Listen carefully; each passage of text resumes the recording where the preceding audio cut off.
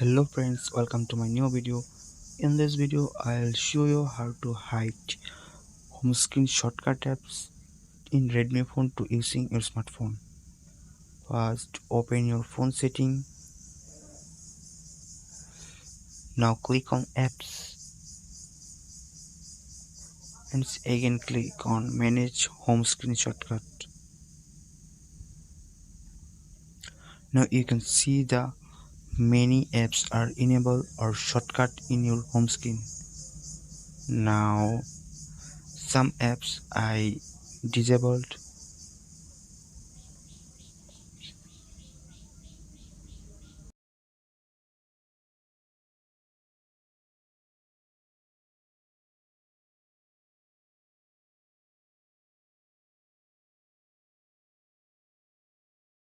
Now go your home screen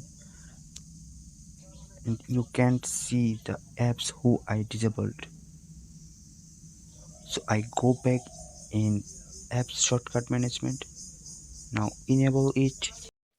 Now enable it and you can see the home screen, the apps are shortcut in your phone.